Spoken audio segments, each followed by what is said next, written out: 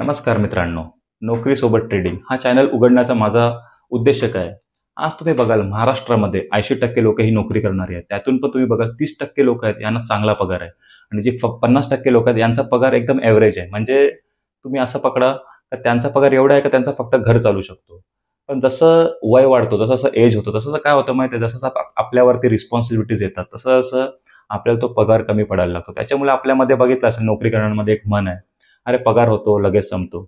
अरे आपण पण मस्करीमध्ये बोलतो, पण ॲक्च्युअल ती खरी परिस्थिती आहे का? खरीच आपल्याला जेव्हा आपली रिस्पॉन्सिबिलिटी वाढतात तेव्हा खरंच आपल्याला पगार कमी पडायला. याचं कारण काय?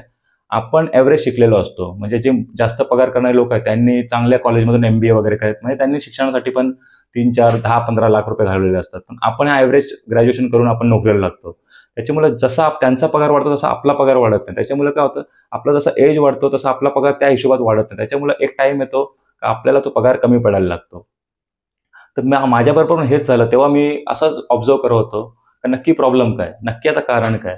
तेव्हा मी एक जे श्रीमंत लोक आहेत, ज्यांच्याकडे पैसा आहे, त्यांच्या आणि नोकरी करण्यामध्ये एक मला जो फरक दिसला तो दिसला का जे श्रीमंत लोक आहेत, आज तुम्ही बघाल त्यांच्या मुलांना तुम्ही विचाराल ना, तर ते बोलतील का आमच्या आजोबांनी असा-असा एक धंदा उघडला होता. त्याच धंद्यामुळे आज आमची परिस्थिती अशी आहे.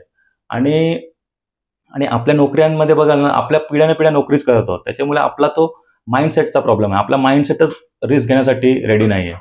त्यांच्या कुठल्यातरी एका पिढीने रिस्क घेतलाय, म्हणजे त्यांच्या कुठल्यातरी एक आजोबा असो, त्यांचे वडील असो, कोणीतरी रिस्क घेतलाय म्हणून त्यांचं आज आयुष्य असं आहे. त्यांच्याकडे आज चांगला पैसा आहे. ते चांगल्या पद्धतीने आयुष्य जगतात. पण नोकरी करण्यामध्ये काय आहे, आपले जे सीनियर्स, आपले जे आजोबा होते, वडील होते, यांनी पण नोकरी केलेली आहे. म्हणून त्यांना पण धंद्याबद्दल माहीत होतं.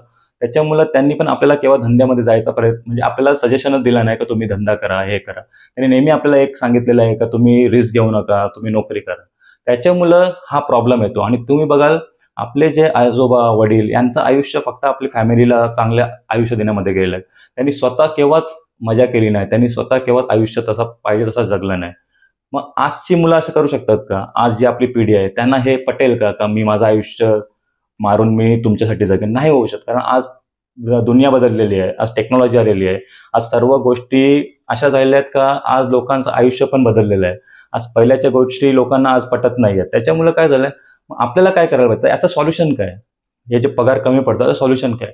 तर आपल्या कुठल्या तरी एका पिढीला रिस्क घ्यायला लागेल. म्हणजे जे नोकरी करणाऱ्यांमध्ये एक कुठलीतरी पिढी अशी जन्मली पाहिजे, त्यांनी रिस्क घेतला आणि त्यांचं आयुष्य पुढच्या पिढीचं आयुष्य बदलू शकेल असा रिस्क घ्यायला लागेल. काय याचं कारण आहे? याचं कारण हेच आहे, कारण काय होतं, जेव्हा पण आपण रिस्क घ्यायला जातो आपल्याकडे सर्व गोष्टी असतात. जसं मी तुम्हाला एक एक्झाम्पल देतो. जसा उद्या तुमच्याकडे पैसा वडापावची गाडी टाकायचा आहे. तुमच्याकडे पैसे पण आहेत. तुम्हाला पण माहित आहे का एवढे पैसे माझ्याकडे आहेत का मी वडापावची गाडी टाकू शकतो. पण काय होतं माहिती आहे का, आपला माइंडसेटच प्रिपेअर नाही. आपण हे विचार करतो, अरे काम करून हे कोण करणार. पण आज तुम्ही बघा, तो एकदम आपल्याला असं वाटतं, ऍक्च्युअली आपला माइंडसेट रेडी असल्यामुळे काय होतं, आपण त्या गोष्टी पैसे असून सुद्धा आपण वडापावची गाडी टाकायचा प्रयत्न करत नाही. म्हणजे माझा उद्देश एकच आहे का आपल्याकडे एकच पर्याय आहे, तो आहे जास्त पैसे कमावणं. तुम्ही हे नका बोलू की मी पैसे वाचवून मी पुढच्या 10 वर्षात चांगला पैसे जमा करेन. आजच्या डेटमध्ये होणार नाही, कारण त्याचं कारण आहे महागाई एवढी वाढलेली आहे. तर आपल्याला काय करायला लागेल, आपल्याला काहीतरी धंदा करायला लागेल. तर मी पण जेव्हा हे विचार करत होतो तेव्हा मला शेअर मार्केट ही गोष्ट जरा माझ्या जवळ आली. तेव्हा मी बघितलं, आज नोकरी करणारा मारून शेअर मार्केट करतोय, कसा ना कसं तो करतोय, SIP करतोय, कोण इन्व्हेस्टमेंट करतोय. तर त्यातला तो दुसरी साईट आहे शेअर मार्केटची, ती आहे ट्रेडिंग. जेव्हा मी ट्रेडिंगबद्दल बघितलं तेव्हा मला त्या गोष्टीबद्दल एकदम निगेटिव्ह गोष्ट आहे नोकरी करण्यामध्ये, का हा जुगार असतो, यात पैसे बुडतात. इन्व्हेस्टिंगमध्ये एवढा लोकांमध्ये हे नाही, कारण ते तुम्ही कोणाचं ऐकून करता. पण ट्रेडिंग करायला गेलं का तुम्हाला स्वतः करायला लागतं. त्याच्यामुळं जसं आपला माइंडसेट आहे नोकरी करणाऱ्यांचा, तर स्वतः धंदा करायचा नाही. त्याच्यामुळे ती गोष्ट मी बघितली ना, ती लोक तेच बोलतात, अरे हे गोष्ट करू नको. यात सरकार पण बोलते का 5 लोक जिंकतात. पण ते 5 लोक जिंकतात याचं कारण काय आहे? जास्त लोक का नव्हत? कारण खूप लोक ही गोष्ट शिकून करायचं बघतच नाही. लोक कोणी सांगितलं म्हणून करतात आणि त्यात त्यांचं नुकसान झालं, त्यांचा लॉस झाला तर ते बंद करतात. आणि धंद्याचा नियमच ते आहे, तुम्हाला काही गोष्ट त्यात शिकायला लागतील. काही वेळेला तुमचा लॉस होईल, तुम्हाला रिस्क घेता तर तुमचा लॉस पण होईल. त्या लॉसच्या नंतर तुम्हाला एक गोष्ट समजेल, तुम्हाला एक लाईन भेटेल, तेव्हा तुमचा धंदा वाढणार आहे. तर सेम गोष्ट मी बघितली तर माझ्याकडून मग खूप चुक्या झाल्या. कारण नोकरी करता करता काही गोष्टी करणं अवघड होतं, कारण आपला माइंडसेटच प्रिपेअर नाही.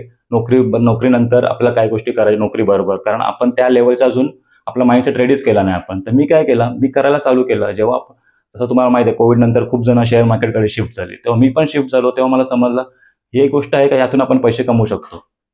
पण करताना असं समजलं का करताना खूप काही गोष्टी अडचणी आल्या, किंवा खूप लॉस झाला, किंवा समजलं नंतर समजलं नोकरी करताना शेअर मार्केट करायची पद्धतच वेगळी आहे. जी लोक पूर्ण वेळ शेअर मार्केट करतात त्यांच्यासाठी ठीक आहे, त्यांची एक पद्धत असेल. पण नोकरी करणारा जेव्हा शेअर मार्केट करतो त्यांचा लॉस होण्याचं कारण एकच आहे, कारण नोकरी करून शेअर मार्केट करण्याची पद्धतच वेगळी आहे. आपण काय करतो, जे पूर्ण वेळ शेअर मार्केट करतात त्यांना बघून शेअर मार्केट करायचा प्रयत्न करतो. पण तेव्हा ज्या गोष्टी मी चुक्या केल्या, मिस्टेक्स केल्या, त्याच्यामुळे मला समजला मी माझा एक सिस्टम रेडी केला. त्या सिस्टम रेडी केला आणि बघितलं त्या गोष्टी काय काय वेळेला मला समजायला लागलं का हा असं चालतो. तेव्हा मला एक कॉन्फिडन्स आला का नाही आपण करू शकतो.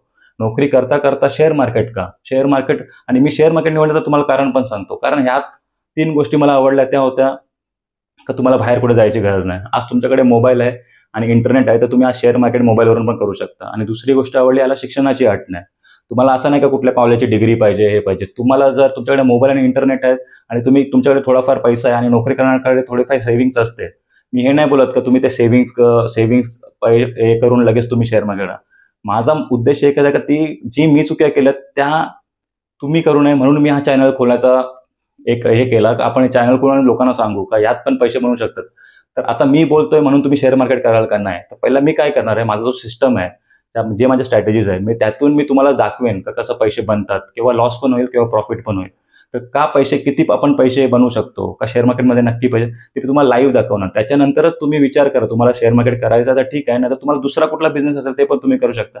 पण माझा उद्देश एकच आहे, जी नोकरी करणारा माणूस आहे त्यातल्या कुठल्या तरी एका पिढीने रिस्क घेणं गरजेचं आहे आजच्या डेटला.